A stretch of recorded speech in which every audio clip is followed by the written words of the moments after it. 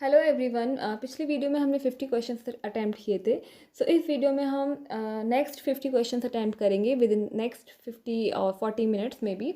सो इसके साथ साथ अगर कुछ एक्स्ट्रा पॉइंट्स आते हैं तो वो आपको नोट डाउन करते जाना है अपनी डायरी में, अपनी नोटबुक में।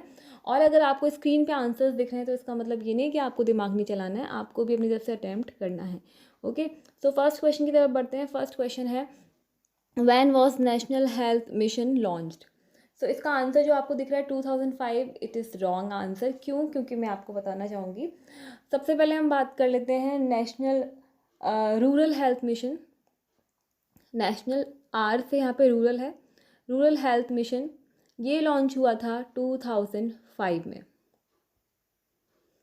Then national urban health mission, अगर कोई पूछे नेशनल अर्बन हेल्थ मिशन तो आंसर हो जाएगा 2013। और अगर क्वेश्चन पूछता है नेशनल हेल्थ मिशन तो आंसर हो जाएगा 2013। मतलब पहले शुरू किया गया था रूरल यानी कि गांव के लेवल पे शुरू किया गया था इस प्रोग्राम को, तो 2005 में शुरू किया गया था। फिर अर्बन भी इसमें जोड़ दिया गया 2013 में। फिर सोचा गया कि फाइनली एक ही प्रोग्राम बना लेते हैं रूरल और अर्बन के लिए, एक कंबाइंड प्रोग्राम जिसका नाम सिर्फ नेशनल हेल्थ मिशन रखा गया और जो 2013 में शुरू कर दिया गया। राइट। सो अगर आप ऑप्शन में 2013 दे रखा होता तो वो हमारा परफेक्ट आंसर होता, बट 2013 नहीं है। और क्योंकि हमने वैल्यूज़ यहीं से कहीं से टिक करनी है तो ऐसे केस में हम 2005 मार्क करेंगे। लेकिन जहाँ तक है ये ऑप्शंस गलत हो सकते हैं, यहाँ पे 2013 होना चाहिए इसका राइट आंसर। ठीक है, नेक्स्ट क्वेश्चन की तरफ बढ़ते हैं। Question number 52 right. So 52 question number, pulse polio immunization covers. So pulse polio immunization cover करता है 0 से 5 साल तक के बच्चे। ठीक है, तो ये बिल्कुल सही बात है, ये स्टेटमेंट सही हो जाएगी। पल्स पोलियो के अंदर 0 से 5 साल तक के बच्चे कवर किए गए हैं। और अगर कोई पूछे कि पल्स पोलियो इम्यूनाइजेशन प्रोग्राम शुरू कब हुआ था तो आपका आंसर होगा 1995। ठीक है, 1995 में पल्स पोलियो इम्यूनाइजेशन प्रोग्राम शुरू होता है। इसके साथ ही एक और पॉइंट, अगर यूनिवर्सल इम्यूनाइजेशन प्रोग्राम क्वेश्चन आता है, universal immunization program, universal immunization program कब स्टार्ट हुआ था तो आपका आंसर हो जाएगा 1985। Right. Next question number 53, the process which destroys all microbial life including spores is known as, जिसमें कि स्पोर्स भी किल हो जाते हैं उस प्रोसेस को हम बोलते हैं स्टेरिलाइजेशन। ठीक है, और अगर स्पोर्स किल नहीं होते हैं तो वो प्रोसेस आते हैं या तो डिसइंफेक्शन या एंटीसेप्सिस। तो अब डिसइंफेक्शन होता है उन चीज़ों के लिए जो इनएनिमेट है। इनएनिमेट मतलब लिविंग थिंग्स नहीं है। ठीक है, इनएनिमेट मैं यहाँ लिख दे रही हूँ, इनएनिमेट, इनएनिमेट ANIMATE। सो इनएनिमेट थिंग्स के लिए यूज़ होता है डिसइंफेक्शन का प्रोसेस। और लिविंग थिंग्स के लिए, जैसे हमारी स्किन पे अगर हमें यूज़ करना है तो हम क्या एंटीसेप्टिक्स यूज़ करेंगे। राइट। सो लिविंग थिंग्स पे यूज़ होने वाला प्रोसेस है एंटीसेप्सिस, ये वाला option. Clear. Question number 54, JS by stands for, JS by का फुल फॉर्म बताना है। तो ये डायरेक्ट क्वेश्चन है, डायरेक्ट आंसर है इसका जननी सुरक्षा योजना। जननी सुरक्षा योजना कोई पूछे कि कब शुरू हुआ था तो आपको आंसर देना है 2005। Next question, question number 55, goitre is caused by the deficiency of which hormone. So इसका आंसर है थायराइड। थायराइड की डेफिशिएंसी से गॉइटर हो जाता है। ठीक है, next question, question number 56, what is sex ratio. तो सेक्स रेशियो क्या होता है, नंबर ऑफ फीमेल्स पर 1000 मेल्स। किसी एरिया में 1000 मेल्स हैं और उन 1000 मेल्स पे अगर 900 फीमेल्स हैं तो 900/1000 उस एरिया का सेक्स रेशियो हो गया। ठीक है, सो नंबर ऑफ फीमेल्स पर 1000 मेल्स, 1000 मेल्स पर कितनी महिलाएं हैं वो होता है उस एरिया का sex ratio. Next question, infant mortality rate is. Infant mortality rate क्या होता है, इन्फेंट डेथ पर 1000 लाइव बर्थ। ये 1000 बच्चे हैं, 1000 बच्चों का जन्म हुआ लाइव बर्थ, और जिसमें से कि कितने बच्चे हैं जो 1 साल के बीच में मर गए, वो हो जाएगा इन्फेंट मॉर्टिलिटी रेट। क्योंकि इन्फेंट का एज क्या होता है, 0 से लेके 1 ईयर, तो 0 से लेके 1 ईयर तक को हम इन्फेंट कहते हैं। तो अगर 1000 बच्चों ने जन्म लिया, उसमें से 0 से 1 की एज तक कितने बच्चे मर गए, वो हो जाएगा आपका infant mortality rate. Next question, question number 58, what is percent fully immunized children for Madhya Pradesh as per NFHS 4। तो ये एक क्वेश्चन है जो कि मध्य प्रदेश के लिए पूछा गया है, स्टेट स्पेसिफिक क्वेश्चन है, और इसमें एक स्पेसिफिक डेटा पूछा गया है। तो हम इस क्वेश्चन को टच नहीं करेंगे, बिकॉज ये वीडियो जो है मे बी आप कितने टाइम बाद देख रहे हो उसके अकॉर्डिंग ये वैल्यू चेंज हो सकती है, और दूसरे स्टेट के बच्चे देख रहे हैं तो उनके लिए तो ये इररेलेवेंट क्वेश्चन है। Next question, PMJAY is an acromion for. PMJAY का फुल फॉर्म बताना है, तो इट इज़ प्रधानमंत्री जन आरोग्य योजना। इसी को हम क्या बोलते हैं, इसी को हम बोलते हैं आयुष्मान भारत। बच्चों, आयुष्मान भारत के बारे में आपको मैं 2-3 पॉइंट्स बताऊंगी, अच्छे से इसको आप डिटेल में भी पढ़ लेना, इम्पॉर्टेंट है। आयुष्मान भारत ये शुरू हुआ 23 सितंबर 2018 में। आयुष्मान भारत या फिर प्रधानमंत्री जन आरोग्य योजना शुरू होती है, और इस योजना के अंदर 1 करोड़ फैमिलीज़ जो हैं इंक्लूड की गई हैं। कवरेज क्या है इसकी, 1 करोड़ फैमिलीज़ को क्या मिलेगा, 5 लाख तक का बेनिफिट मिलेगा। Health benefit, health monetary benefit मिलता है 5 लाख तक का, चाहे किसी भी तरह की डिजीज़ हो, कोई भी प्रॉब्लम हो, उससे मतलब नहीं है। सो 1 करोड़ फैमिलीज, अगर मान लो हर फैमिली में 5 लोग हैं, तो यानी कि ये योजना टोटल 50 करोड़ लोगों को कवर कर रही है, और इसी वजह से ये योजना अभी तक की सबसे बड़ी योजना बन जाती है ऑल ओवर द वर्ल्ड, जो इतना बड़ा हेल्थ बेनिफिट दे रही है, इतने सारे लोगों को कवर कर रही है। Next question number 60, sudden increase in occurrence of a disease in particular time and place is known as. एकदम सडनली बहुत सारे केसेस देखने को मिल रहे हैं एक स्पेसिफिक प्लेस पे, एक स्पेसिफिक टाइम पे, तो उसे हम क्या बोलते हैं, आउटब्रेक बोलते हैं। ठीक है, next question. Okay, so question number 61, all are the levels of prevention except. तो यहाँ पे लेवल ऑफ प्रिवेंशन जिसने पढ़ रखे होंगे उसे पता होगा कि हमारे पास we have 4 level of prevention. किसी भी बीमारी को रोकने के लिए 4 तरीके से, 4 लेवल्स पे उसे रोका जा सकता है। First is primordial prevention, then primary prevention, then secondary prevention, and then tertiary prevention.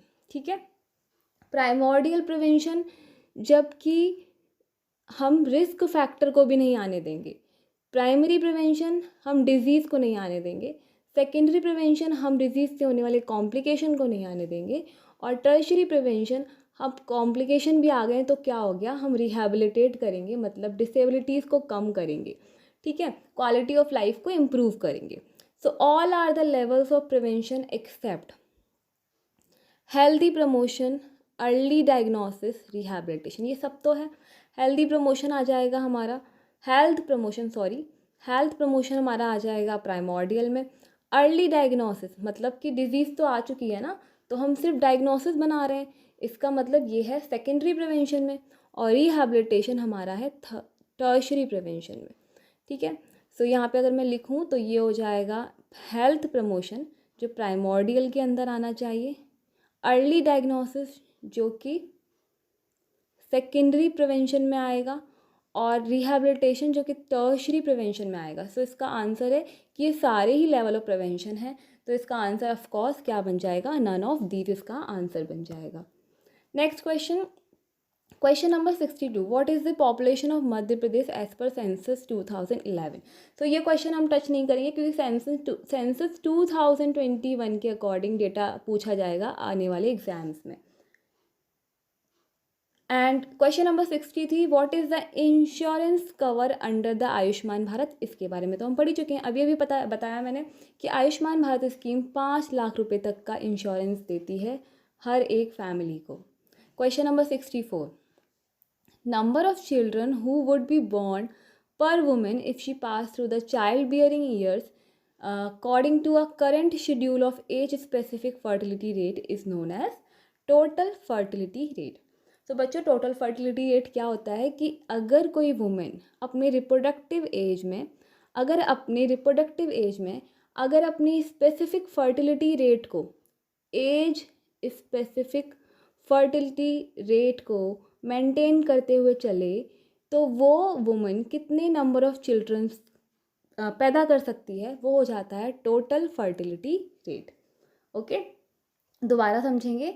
कोई एक वुमन है, वो वुमेन होनी चाहिए रिप्रोडक्टिव एज की वुमेन। रिप्रोडक्टिव एज की वुमेन का मतलब है 15 से 45, ठीक है। इस एज में आने वाली वुमेन्स होती हैं रिप्रोडक्टिव एज की वुमेन। सो रिप्रोडक्टिव एज की वुमेन अगर अपनी फर्टिलिटी रेट उसका age specific fertility rate maintain करके चलती है तो वो कितने बच्चे पैदा कर पाएगी अपनी पूरी लाइफ में, उसको कहेंगे total fertility rate. Okay, next question number 65। So ये again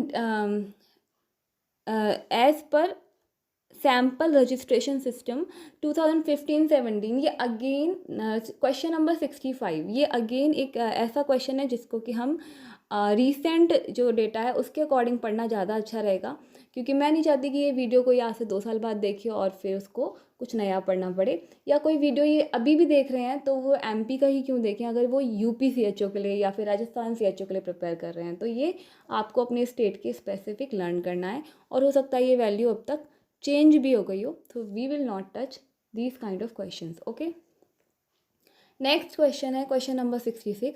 under the Ayushman Bharat government has announce 2 major initiative, namely national health protection scheme and Ayushman Bharat जो जिसके बारे में हमने अभी बात की थी ऊपर, उसमें गवर्नमेंट ने क्या किया, जितने भी सब सेंटर्स थे सब सेंटर्स को चेंज कर दिया किसमें, हेल्थ एंड वेलनेस सेंटर में। ठीक है, तो हेल्थ एंड वेलनेस सेंटर का कॉन्सेप्ट आयुष्मान भारत जो योजना है उसको आपको थैंक यू बोलना चाहिए, क्योंकि वह उसी की वजह से हेल्थ एंड वेलनेस सेंटर है। हेल्थ एंड वेलनेस सेंटर है तो वहाँ पे कि बोला गया कि वहाँ पे हर एक हेल्थ एंड वेलनेस सेंटर पे हम एक सीएचओ को हायर करेंगे, और सीएचओ को हायर करेंगे तभी ये इतनी सारी जॉब एक साथ निकल रही हैं और आपको मौका मिल रहा है एक सीएचओ बनने का, राइट। सो ये योजना है जिसकी वजह से हम ये पढ़ रहे हैं और तैयारी कर रहे हैं। नेक्स्ट क्वेश्चन है question number 67। Mission Indradhanush is related with, ठीक है। सो मिशन इंद्रधनुष है चाइल्ड वैक्सीनेशन से रिलेटेड, ठीक है। मिशन इंद्रधनुष हमारा मिशन इंद्रधनुष पॉइंट 2 भी आ चुका है एंड पॉइंट 3, मतलब 3rd फेज भी शुरू हो चुका है मिशन इंद्रधनुष का, और ये चाइल्ड वैक्सीनेशन से रिलेटेड है, ठीक है। इसमें पहले जो फेज़ था उसमें 7 वैक्सीन प्रिवेंटेबल डिजीज़ को रखा गया था, लेकिन जो अभी नया है रीसेंट उसमें 12 वैक्सीन प्रिवेंटेबल डिजीज़ हैं, ठीक है। नेक्स्ट इन्फॉर्मेशन जो ये है कि एक और कन्फ्यूजन आता है कि इंद्रधनुष स्कीम करके आए, अगर क्वेश्चन आएगा इंद्रधनुष स्कीम रिलेटेड है 7 कलर्स होता है ना इंद्रधनुष में, तो इंद्रधनुष स्कीम रिलेटेड है कि बेडशीट्स को चेंज करना होता है हाइजीन मेंटेन करने के लिए। जो बड़े बड़े हॉस्पिटल हैं जैसे ईएसआई हॉस्पिटल, उसके थ्रू ये स्कीम है, और वो हर 7 डेज जो हैं वीक के, उसमें हर दिन वो अलग अलग बेडशीट को चेंज करते हैं, अलग अलग 7 कलर्स की।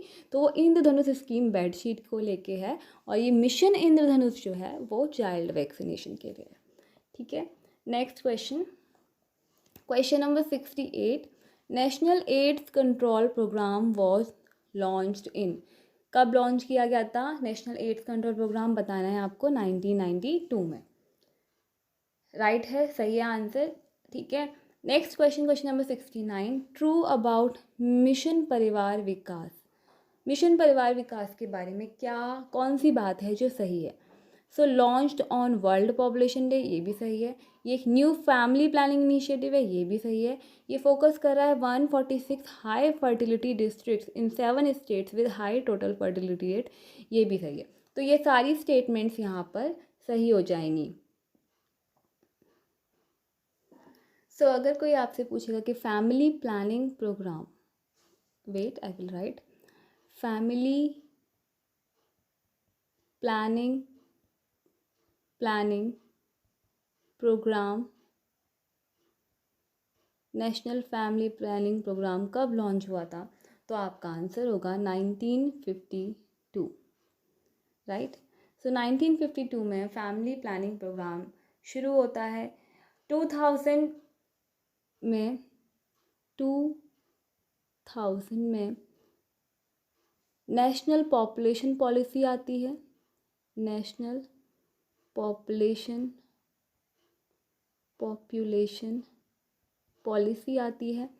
और फाइनली 2015 में ये जो आप पढ़ रहे हो अभी क्वेश्चन में, मिशन परिवार विकास, मैं शॉर्ट में लिख दे रही हूँ, मिशन परिवार विकास को लॉन्च किया जाता है 2015 में। सो मिशन परिवार विकास को लॉन्च करने का एम ये है कि इसमें हमने टोटल मेन जो है 146 डिस्ट्रिक्ट्स को कवर किया है। और ये 146 डिस्ट्रिक्ट्स हमारे 7 स्टेट्स में आते हैं। ये 7 स्टेट्स कौन कौन से हैं बच्चों? यूपी, ठीक है, Bihar, Rajasthan, after that MP, Chhattisgarh, Jharkhand and Assam. ये 7 स्टेट्स को चूज़ करने का पर्पस, ये 7 स्टेट्स में ऐसा क्या है क्योंकि यहाँ की हाई टोटल फर्टिलिटी रेट है। यहाँ का टोटल फर्टिलिटी रेट, ये जो टोटल फर्टिलिटी रेट है इन सारे 7 स्टेट्स का, वो एक्चुअली में 3 से भी ऊपर है। और ये जो 7 स्टेट्स हैं वो इंडिया की 44% पॉपुलेशन बना देते हैं। तो मतलब 44% पॉपुलेशन की जिम्मेदार ये 7 स्टेट्स हैं। तो इन 7 स्टेट्स पे हमें मेजर ध्यान देना है। और ये मिशन परिवार विकास इसीलिए लॉन्च किया।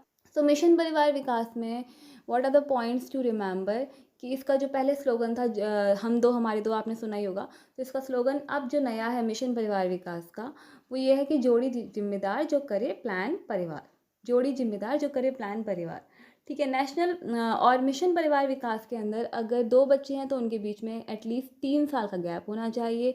और बच्चे करने की जो उम्र है वो एटलीस्ट 20 ईयर्स के बाद होना चाहिए।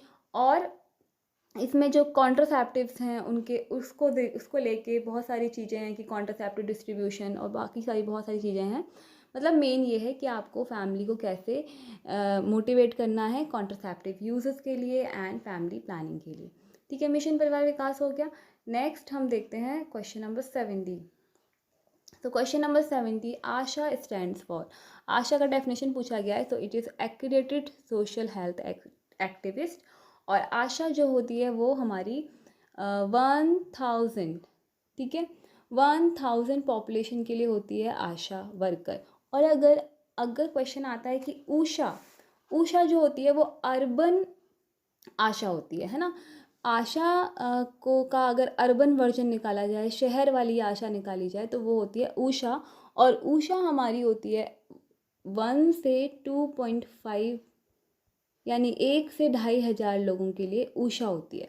तो USHA urban accredited social health activist होती है हमारी ऊषा, जिसकी पॉपुलेशन रेंज इतनी है और 1000 लोगों पे मिलेगी हमें एक ASHA. Next question, question number 71, RNTCP stand for. So RNTCP का डेफिनेशन पूछा गया, it is revised national tuberculosis control programme. जहाँ तक है कि अब आने वाले क्वेश्चन पेपर्स में आपको ये नहीं मिलेगा क्योंकि RNTCP is now change to NTEP, ठीक है। पहले ये प्रोग्राम हुआ करता था लेकिन अब चेंज होके क्या हो गया है, national tuberculosis elimination programme, okay. So यहाँ पे आप 2-3 पॉइंट्स अपने नोट कर सकते हो कि revised national tuberculosis control program ये 1997 में आया था। Wait, where is my pen, okay.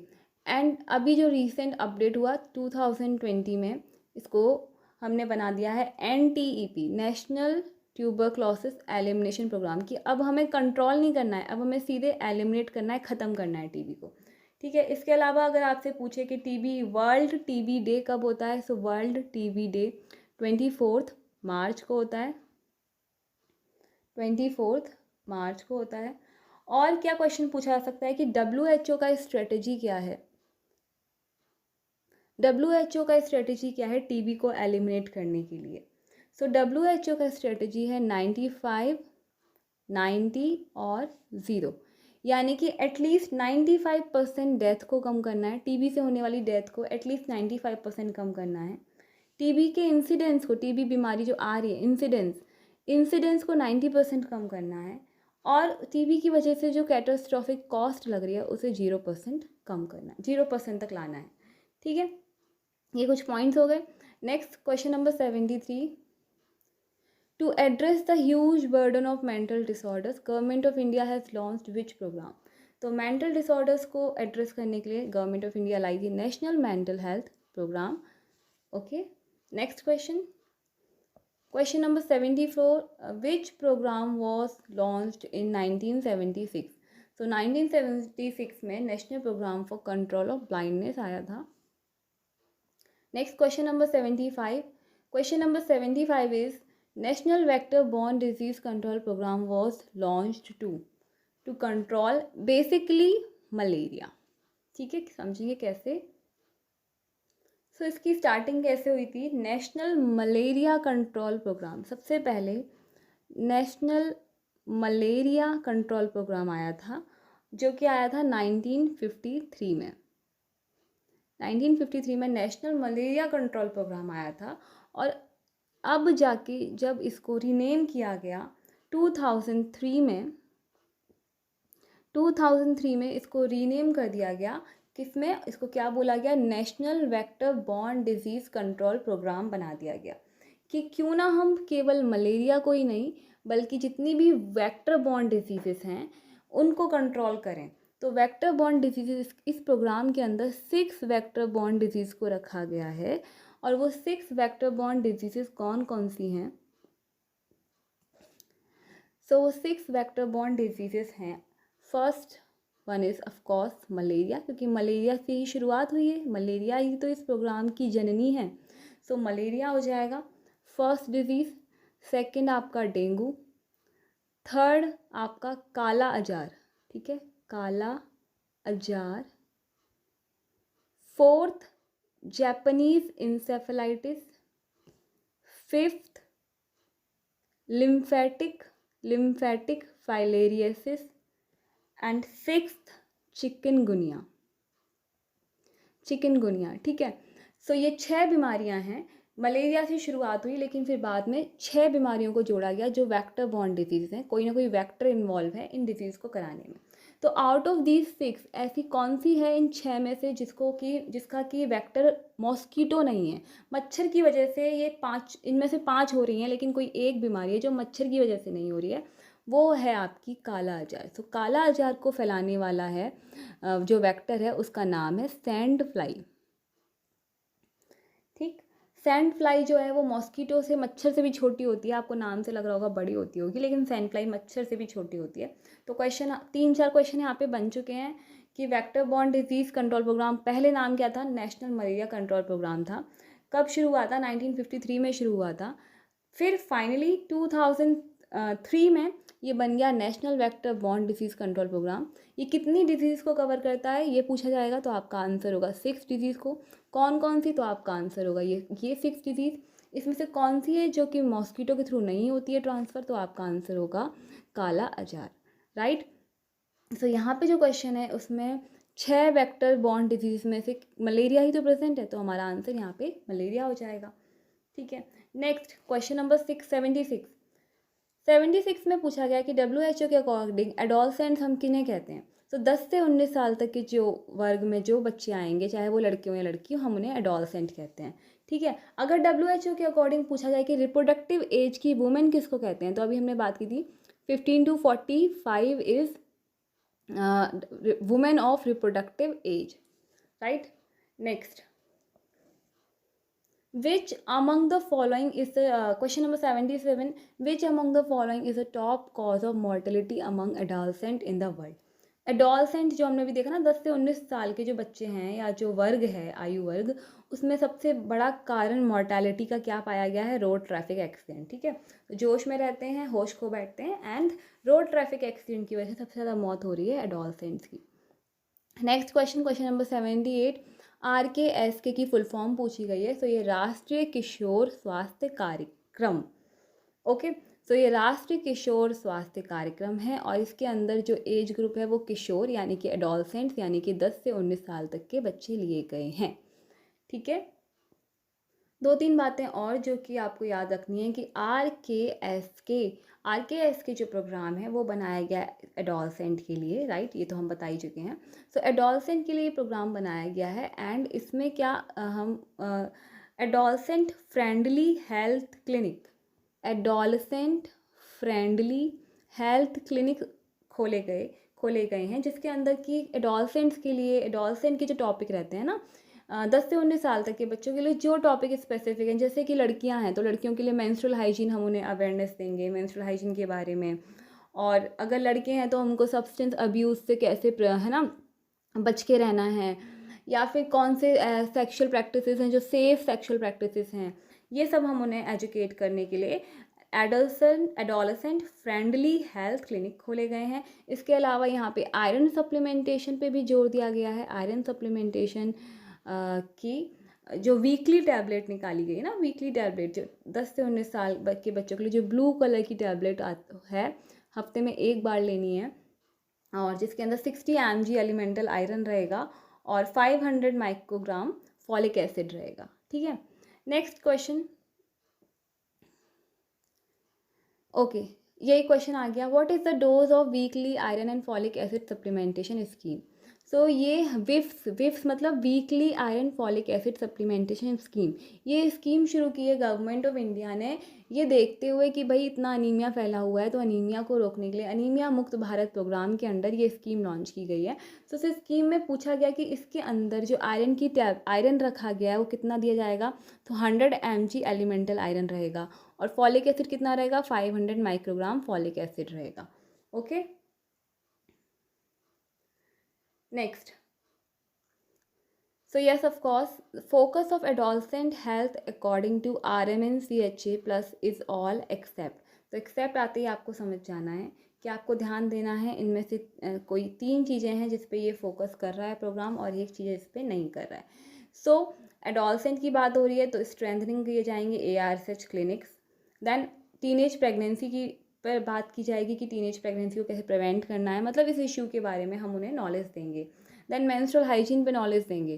Cancer counselling का यहाँ कोई रोल नहीं है, तो ये हमारा आंसर हो जाएगा क्योंकि एक्सेप्ट पूछा गया है ना।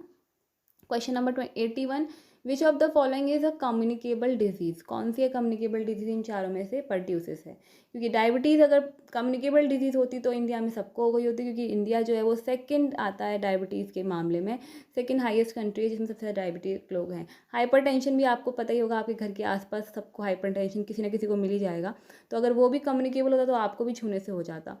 तो आंसर इसका ऑब्वियस सी बात है परट्यूसिस होने वाला है। ठीक है, क्वाशरकर हमारी PEM के अंदर आती है, तो ये भी हमारा कम्युनिकेबल डिजीज़ नहीं है। Next question number 82, the objects articles contaminated by HIV can be decontaminated using? जो HIV से कंटामिनेट हो रहे हैं आर्टिकल्स, उनको डिकंटामिनेट किस चीज़ से किया जाएगा वो पूछा गया है। सो आपका आंसर हो जाएगा sodium hypochloride. Next question, question number 83, which of the following statement is incorrect? इनमें से कौन सी स्टेटमेंट इनकरेक्ट है?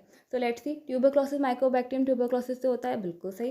People who are expose to TB may और may not develop the disease, मतलब जो लोगों को TB है, जिन लोगों को TB से एक्सपोज हुए हैं, बैक्टीरिया से एक्सपोज हुए हैं, उनको डिजीज़ हो भी सकती है, नहीं भी सकती है, ये बात भी बिल्कुल सही है, क्योंकि एक्सपोज तो हम सभी हो रखे हैं कहीं ना कहीं। TB का जो बैक्टीरिया है वो हर जगह है, इंडिया में इतना ज़्यादा है कि हम सब एक्सपोज हो रखे हैं।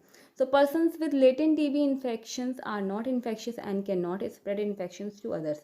ये बात भी सही है, तो गलत क्या हुआ? Every individual who is expose to TB develop the disease, हर एक इंसान जिसको एक्सपोजर मिल गया है बैक्टीरिया का वो डिजीज़ डेवलप कर लेगा। ये बात बिल्कुल गलत है, तो आपका आंसर हो जाएगा fourth. Question number 84, symptoms of dengue include all except, dengue में सारे सिम्टम्स होंगे, कौन सा नहीं होगा, एक्सेप्ट मतलब कौन सा नहीं होगा, सारे तो होंगे। हाई ग्रेड फीवर होगा, आई पेन होगा, जॉइंट पेन होगा, लो ग्रेड फीवर नहीं होगा, तो ये आपका आंसर हो जाएगा। Question number 85, painful and profoundly swollen limbs are long term physical consequence of. So यहाँ पे दो इंडिकेशन दिए गए हैं, पेनफुल भी बोला गया है, सोलन भी बोला गया है। तो सोलन लिम्स जो है एलिफेंटियासिस, लिम्फेटिक फाइलेरियासिस में देखने को मिलता है, जिसमें कि आपका पैर जो है वो एलिफेंटियासिस याद है, हाथी की तरह फूल जाता है। क्यों? क्योंकि जो फाइलेरियासिस है उसने ये जो लिम्फेटिक ड्रेनेज है उसको ब्लॉक कर दिया है, जिसकी वजह से पैर पूरा सूज जाता है। Question number 86, which among the following is a sign of dehydration, dehydration का साइन क्या है इसमें से? डिहाइड्रेशन होगा तो प्यास ज़्यादा लगेगी या कम? ज़्यादा लगेगी ना, तो ये तो नहीं हुआ। डिहाइड्रेशन होगा तो माउथ ड्राई होगा, तो ये तो है। डिहाइड्रेशन अगर होगा तो यूरिन आउटपुट इंक्रीज होगा या डिक्रीज होगा? भाई पानी की कमी है शरीर में तो यूरिन भी तो कम निकलेगी ना, तो यूरिन आउटपुट तो कम होगा, तो इंक्रीज लिखा है यहाँ पे, यानी कि ये भी गलत है। और डिहाइड्रेशन का स्पेसिफिक साइन तो नहीं है फीवर की, हाँ डिहाइड्रेशन होते ही फीवर भी आ जाए, तो यहाँ पे जो साइन है डिहाइड्रेशन का वो सही ड्राई माउथ होगा। Next question, question number 87, the following disease is spread through respiratory route except, इनमें से सारी डिजीज़ जो हैं, इन सारी डिजीज़ में से कौन सी डिजीज़ है जो रेस्पिरेटरी रूट के through, sorry, the following diseases spread through respiratory route except लिखा हुआ है ना, तो ये जितनी भी हैं वो सारी रेस्पिरेटरी रूट के थ्रू फैलती हैं, और इनमें से कौन सी है जो नहीं फैलती है? तो इन्फ्लुएंजा, मम्स, मीजल्स तो हैं, तो टाइफॉइड जो है वो आपकी रेस्पिरेटरी रूट के थ्रू नहीं फैलती है, तो ये आपका आंसर हो जाएगा फोर्थ वाला। ठीक है, next question number 88, which of the following pair of disease caused by viruses. So दोनों दो दो करके पेयर दे रखे हैं, और इनमें से कौन सा पेयर है जो वायरस से होता है? Let's see, rabies and mumps, आपका आंसर हो जाएगा रेबीज एंड मम्स, क्योंकि एड्स एंड सिफिलीस, एड्स में आपका जो वायरस रहता है HIV वायरस रहता है, लेकिन सिफिलिस जो है वो आपकी एक स्पायरोकीट से होती है, टिटनेस क्लॉस्ट्रियम टिटेनी से होता है। ठीक है, और टाइफॉइड आपका सैल्मोनेला टाइफी से होता है, सो ये भी बैक्टीरियल डिजीज़ है, वायरल डिजीज़ नहीं है। देन कोलेरा एंड ट्यूबरक्लोसिस, ये भी आपकी बैक्टीरियल डिजीज़ में आएंगी, सो आपका आंसर जो वायरस डिजीज़ से होती हैं वो होता है rabies and mumps. Next question, question number 89, typhoid fever is caused by, typhoid fever किससे होता है? सैल्मोनेला टाइफी से होता है, ये सबको पता होगा I think. Then question number 90, Koplik spots can be seen in, Koplik spot किस में देखने को मिलते हैं? मीजल्स में देखने को मिलते हैं। आपको ध्यान रखना है, ये कॉप्लिक स्पॉट ध्यान जैसे ही दिमाग में आया कॉप्लिक स्पॉट वर्ड, वैसे ही मीजल्स को याद कर लेना है। ठीक है, next question, what is not true about diabetes, question number 91, what is not true about diabetes. तो इनमें से जो 3 स्टेटमेंट्स रहेंगी वो ट्रू हैं डायबिटीज़ को लेके, और इसमें से एक statement is not true about diabetes. So polyuria, polydipsia, polyphagia common symptoms हैं। Normal fasting blood sugar level should be less than 120, तो ये भी सही है, 120 से कम होना चाहिए, 70 to 100 के बीच में होना चाहिए। एंड फर्स्ट स्टेटमेंट अगर देखा जाए, यहाँ पे ऑल ऑफ दीज तो होना ही नहीं चाहिए कि यहाँ पे कुछ और होगा, क्योंकि ऑल ऑफ दीज होते ही अगर आप ऑल ऑफ दीज भी टिक करे हो तो फिर मतलब सेंस ही क्या रह गया, राइट? तो यहाँ पे ऑप्शन कुछ और होगा। लेकिन ये क्वेश्चन जो है what is not true about diabetes, अगर आप पहली स्टेटमेंट को पढ़ोगे तो पहली स्टेटमेंट बिल्कुल भी ट्रू नहीं है डायबिटीज़ को लेके, क्योंकि उसमें लिखा हुआ है कि develop only after the age of 30 years, ऐसा नहीं है। अगर आप डायबिटीज़ स्पेशली डायबिटीज़ टाइप 1 देखो तो वो आपको काफ़ी उसका ऑनसेट अर्ली स्टेज पे देखने को मिलता है, तो इसीलिए स्टेटमेंट गलत हो जाएगी। Question number 92, question number 92, VIA is use to visual inspection with acetic acid, इस टेक्निक का हम यूज़ करते हैं for the screening of cervical cancer. Next question, CBAC stands for, question number 93, CBAC की फुल फॉर्म पूछी गई है, तो ये हो जाएगा community based assessment checklist. Next question number 94, symptoms of stroke are. Stroke वो कंडीशन है जिसकी वजह से आपकी ब्लड सप्लाई ब्रेन तक रुक जाती है because of any condition. So symptoms of stroke are, अगर ब्लड सप्लाई रुक जाएगी ब्रेन तक, so of course confusion and difficulty होगी, फीवर, हेडेक एंड डिजीनेस हो सकता है, difficulty in swallowing and face drooping भी हो सकती है। ठीक है, सो ये इसका आंसर हो जाएगा all of these. Next question, complication of diabetes are all except. So diabetes में सारे कॉम्प्लिकेशन देखने को मिल रहे हैं, लेकिन एक्सेप्ट लगा हुआ है, इसमें से एक कॉम्प्लिकेशन होगा जो नहीं देखने को मिलेगा। So diabetic ketoacidosis, yes. Neuropathy, retinopathy, ये वस्कुलर कॉम्प्लिकेशंस हैं जो कि अगर वेसल्स में अगर शुगर जब एक्यूमुलेट होने लगता है ज़्यादा होने के बाद तब आने लगते हैं। सो आपका आंसर हो जाएगा इसमें arthritis, because arthritis is not a complication of diabetes directly, right. Then what is not true about hypertension, इसमें से कौन सी स्टेटमेंट है जो हाइपरटेंशन के लिए सही नहीं है। सो अकर्स इन अर्बन पॉपुलेशन, क्यों भाई हाइपरटेंशन क्या इतना क्या भेदभाव करेगी कि सिर्फ अर्बन शहर के लोगों को होगी, गांव के लोगों को नहीं हो सकती। तो एब्सोल्युटली रॉन्ग है, फर्स्ट स्टेटमेंट ही रॉन्ग है, इसमें इतना कुछ दिमाग लगाने वाली बात ही नहीं है। Next question number 97, all are risk factors for hypertension except. Except लगा हुआ है यानी कि बाकी सारे रिस्क फैक्टर्स हैं और एक जो है वो रिस्क फैक्टर नहीं है, वो कौन सा है। सो ओबेसिटी रिस्क फैक्टर सबको पता है, फैमिली हिस्ट्री है, स्मोकिंग है, कंटामिनेटेड वाटर, ये क्या कंटामिनेट कॉलेरा की बात चल रही है क्या, हाइपरटेंशन पूछा जा रहा है। सो आपका आंसर हो जाएगा option third. Question number 98, osteomalacia in adults and rickets in childrens is caused by deficiency of. आपका आंसर हो जाएगा vitamin D, you know very well. And next question number 99, the common signs of breast cancer are lump or thickening in the breast, a change in the size of breast, discharge from the nipples. So all of these is the correct answer, क्योंकि ये सब कुछ देखने को मिलता है हमें breast cancer में। ठीक है, ब्रेस्ट में थिकनिंग हो जाती है, चेंज हो जाता है साइज ऑफ ब्रेस्ट, और निपल से डिस्चार्ज भी आ सकता है। सो ये ऑल ऑफ दिस इसका राइट आंसर हो जाएगा। Next, so finally question number 100, and this is the diagnosis of obesity can be done by calculating BMI. और बीएमआई का फुल फॉर्म क्या होता है, बॉडी मास इंडेक्स, जो कि सबको पता होगा।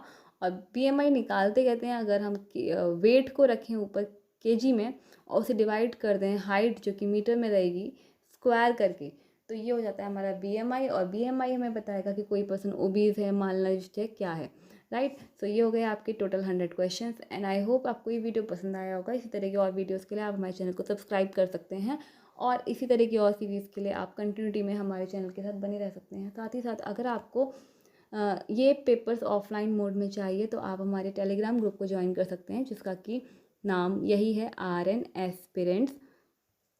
आपको करना क्या है, बस टेलीग्राम अगर ऐप है आपके पास तो बहुत अच्छा है, उसमें RN एस्पिरेंट सर्च करना है।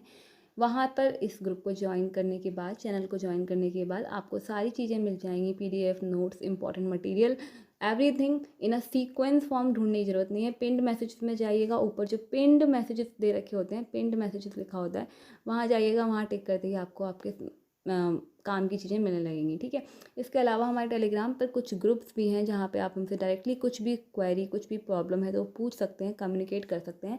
इन सभी चीज़ों का लिंक कहाँ मिलेगा आपको, लिंक मिलेगा वीडियो के नीचे दिए गए एक डिस्क्रिप्शन बॉक्स में। डिस्क्रिप्शन बॉक्स का साइन कुछ ऐसा होता है, वीडियो के नीचे आप लोग देख लेना जरूर से। सो डिस्क्रिप्शन बॉक्स में आपको जितने भी लिंक्स हैं वहाँ से आप हमें इंस्टाग्राम पे भी ज्वाइन कर सकते हो। और इसके अलावा what else, keep studying, have a good day, thank you.